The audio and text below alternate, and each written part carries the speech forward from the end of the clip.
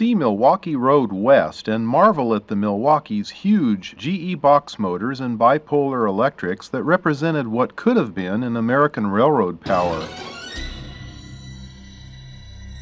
The Milwaukee Road extended from the Great Lakes in mid-America to the Pacific coast. And the toughest portion on the Pacific Extension line had two disconnected sections under 3,000-volt electric overhead. Our mountain coverage focuses on the section from the Bitterroot Mountains to the Belt Mountains. See the rail scene in the Milwaukee's territory during the 50s through the 70s. The beautiful Olympian Hiawatha is featured behind a variety of power, and you'll see why the Milwaukee had a good schedule and the best scenery to sell to the public.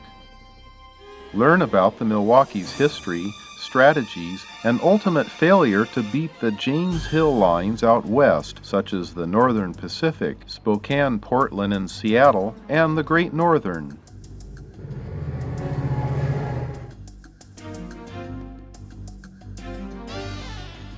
See how the Milwaukee adopted the colors of the Union Pacific on their passenger trains in the 50s, and see trains before and during the transition.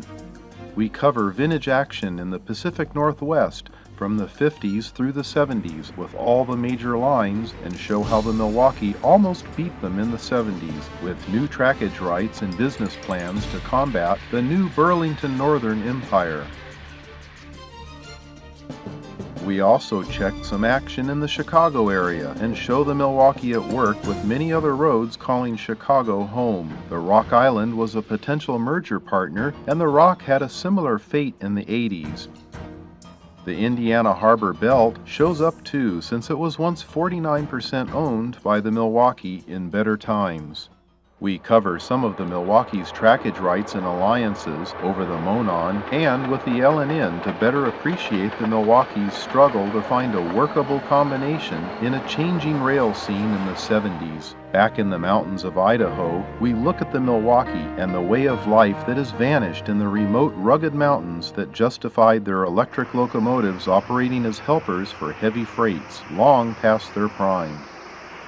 A brief visit to a substation to start up its huge motor generator converters is an experience that you won't forget, and the power from these substations built before World War I carried on into the 70s to the end of electric operation.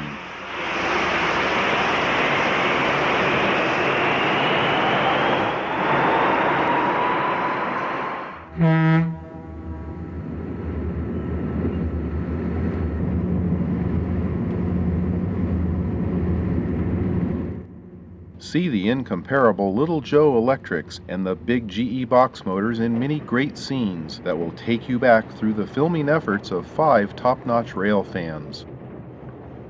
The Milwaukee used these huge box motors to switch the small yard at Avery. This must be some type of record for heavy switching power. We visit the large yard at Deer Lodge, Montana, with the daily ritual of the shop switcher pulling power out onto the turntable, all powered by an extension cord.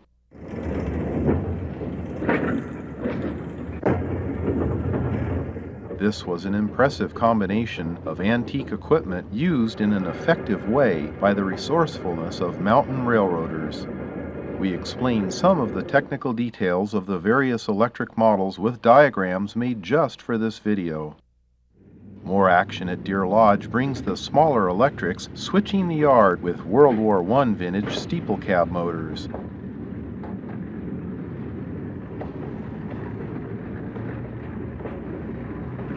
These great little locomotives kept the main line supplied with trains we follow out on the main line with diesel and electric action. We compare the Rock Island's fate and their attempts to find a willing merger partner in a period of great change that brought extinction to the unprepared.